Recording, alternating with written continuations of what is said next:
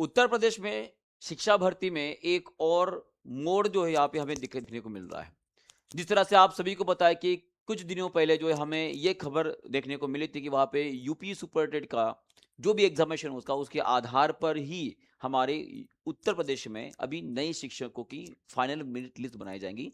माने कि academic mark जो थे उनको हटाया गया था।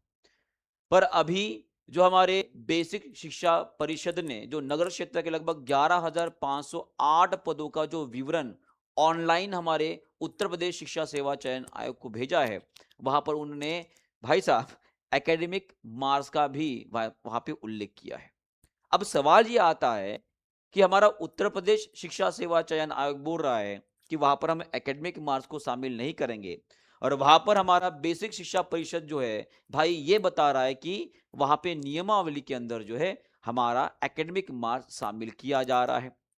अब यहाँ पे सवाल आता है कि भाई यहाँ पे आखिरकार एकेडमिक मार्क्स के आधार पर फाइनल लिस्ट बनेगी या नहीं। तो ये अगर सवाल आपके दिमाग में अभी भी चल रहा है, क्योंकि अभी भी ऐसा कोई भी ऑफिशियल लेटर जारी नहीं किया गया जिसके तहत हम ये बोल पाए कि यहाँ पर हमारा एकेडमिक मार्क्स शामिल नहीं किया जाएगा। अब बात यहाँ पर एक और नियमावली की बात की गई है, जैसे कि पूरा मामला समझ लेते एक एक करके।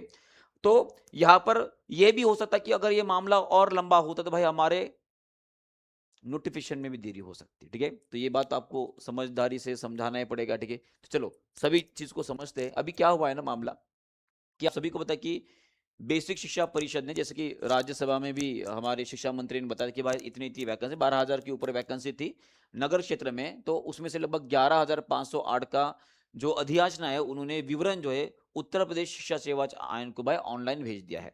पर जब उन्होंने ऑनलाइन भेजा तो उन्होंने ये बताया कि परिषद ने अभियाचना में 1981 में कि 1981 के नियमावली के तहत जो है शैक्षिक गुणांक का भी उल्लेख किया। इसका मतलब एकेडमिक मार्क्स का भी उन्होंने वहां पे क्या किया है भाई साहब, बताया है कि भाई साहब उसमें भी उसका शामिल किया गया है।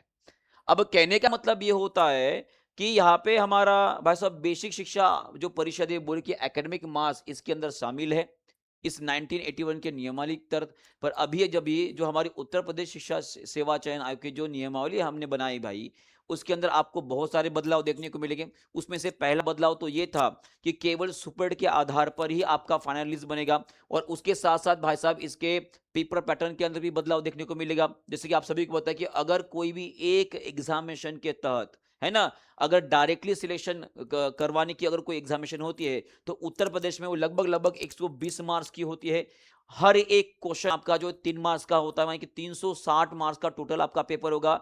इसमें नेगेटिव मार्किंग भी ऐड की गई है। इन सभी को लेकर उत्तर प्रदेश शिक्षा सेवा चयन आयोग ने भाई साहब अपनी प्रक्रिया शुरू कर दी थी, पर फिर से एक बार ये गड़बड़ी हमें यहाँ पे दिखाई दी कि 1981 के नियमावली के अंदर जो है अभी भी कोई बदलाव नहीं किया गया है, जिसके तहत जो है बेसिक शिक्षा परिषद आयोग ने भाई ये 11,508 का विवरण अभी हमारे उत्तर प्रदेश शिक्षा सेवा चयन आयोग को भेजा है।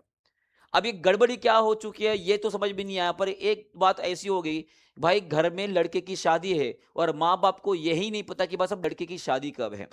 भाई घर की बात है ना, डिपार्टमेंटल ये सब सभी चीजें चल रही है, तो गवर्नमेंट, उसके बाद शिक्षा विभाग और उसी तरह से बेसिक बेसिक शिक्षा परिषद जो है भाई दोनों ने एक साथ कोऑर्डिनेट करके जो ये सभी चीजें बतानी चाहिए थी। अब एक बोल रहा है भाई सब एकेडमिक शामिल होता है, एक नहीं होता है। भाई समझ में नहीं आ रहा है ये कैसे अधिकारी बना दिए हमने। ठीक है, तो क्या है ये। ठीक है, उसी तरह से इसमें एक देखो और भी मोड़ है। अब यहां पर यह भी बोला गया है कि प्राइमरी शिक्षक शिक्षक भर्ती को लेकर एक विसम्मति एक और है। कौन सी है, तो शिक्षा सेवा चयन आयोग को माध्यमिक शिक्षा निदेशालय को की ओर से जो है जो टीजीटी एवं पीजीटी के साथ जो संबंध प्राइमरी प्राइमरी का भी अधियाचना भेजा गया है। संबंध प्राइमरी में सहायक अध्यापक के लगभग 897 पद रिक्त दर्शाए गए, जिसके चयन प्रक्रिया में शैक्षिक गुना को उल्लेख नहीं किया गया। अब उत्तर प्रदेश शिक्षा सेवा चयन आयोग ने जो अधियाचना भेजी है भाई उसके अंदर जो है 897 पद के ऊपर किसी भी शैक्षिक गुणांक का उल्लेख नहीं है।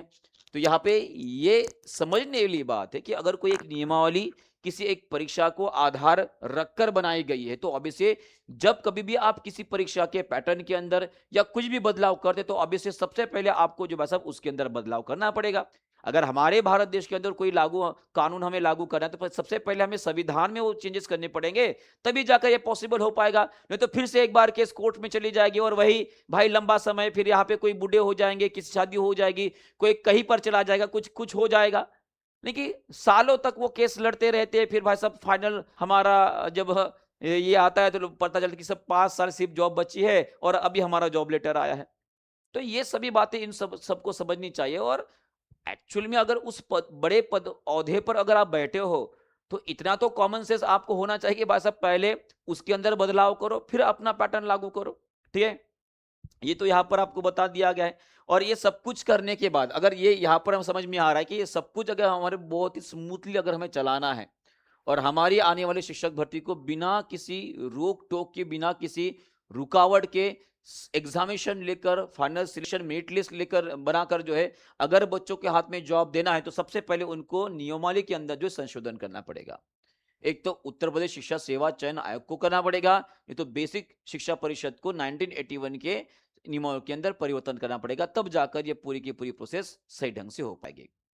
समझ पा रहे हो चीज को? माने कि प्राइमरी के अंदर एकेडमिक मार्क्स ऐड है और भाई साहब वहाँ पे जूनियर के लिए और उसी तरह से आपके टीजीटी पीजीटी के लिए भाई साहब वहाँ पे एकेडमिक मार्क्स शामिल नहीं है। ठीक है, तो ऐसी कोई बात हो जाएगी। तो आशा करता हूँ सभी को बात समझ में आ गई। तो यहाँ पे मैं ये भी बोलना चाहूंगा कि भाई साहब जो भी हमारे शिक्षा मंत्री थोड़ा सा इसके ऊपर ध्यान दे और उसके साथ जो है भाई साहब हमारे शिक्षा परिषद के अध्यक्ष और उसी तरह से उत्तर प्रदेश शिक्षा सेवा चयन आयोग के अध्यक्ष थोड़े से अपनी नींद से जागे।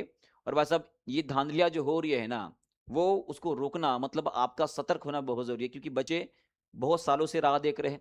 2018-19 के बाद जो लगभग 7-8 साल के बाद हमारी अभी शिक्षक भर्ती आने वाली है। ठीक है, और उसी तरह से टीजीटी को भी लगभग 5-6 साल हो गए कि उसकी भर्ती नहीं आई। तो अभी से ये सभी भर्ती अगर आ रही है तो अभी से वहाँ पर पहले से बच्चों के अंदर और सभी जनता के अंदर गवर्नमेंट जॉब को लेकर और शिक्षा भर्ती के लेकर जो बहुत ज़्यादा आक्रोश है।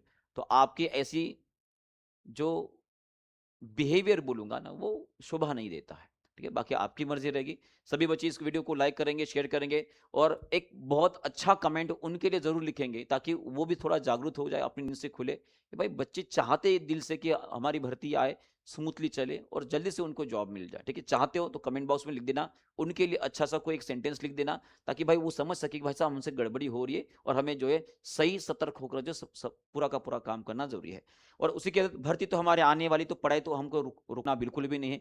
और पढ़ाई की बात अगर हम करेंगे तो आप सभी के लिए एक बेहतरीन मौका आप सभी के लेकर आए, जिससे आप सभी को पता है कि हमारी अभी 80वीं हम आज़ादी का दिन मनाने वाले 80th हमारा जो है इंडिपेंडेंस डे हम मनाने वाले, तो उसके तहत जो आपको सभी कोर्सेज के ऊपर, चाहे आप किसी भी एग्जामिनेशन की तैयारी कर रहे हो, हमारी टीचिंग परीक्षा के अंदर जितने भी कोर्सेज हमने भाई सर लॉन्च किए, इन सभी के अंदर आपको 85% का बड़ा एक ऑफर मिलने वाला है। इसके तहत आप जुड़ सकते हो, अपनी तैयारी को और मजबूत कर सकते हो, ताकि जब कभी भी नोटिफिकेशन आए तो आप उस एग्जामिनेशन को क्रैक करने के लिए अपनी तैयारी को नेक्स्ट लेवल तक ले जा चुके होंगे। ऐसी तैयारी आपकी होनी चाहिए। ठीक है, तो मिलते हैं फिर अपने पढ़ाई वाली वीडियो के अंदर। आपके जो भी भाई साहब दिल के ख्यालात है, ठीक है, उनके लिए ज़रूर कमेंट बॉक्स के अंदर लिख देंगे। वीडियो को लाइक और शेयर करेंगे ताकि ज़्यादा से ज़्यादा इसको शेयर करके उन तक हम ये बात पहुँचा सकें कि भाई गलतियाँ आपसे हो रही है, विद्यार्थी उसका खामियाजा भुगत रहा है। Thank you very much. Goodbye. God bless you.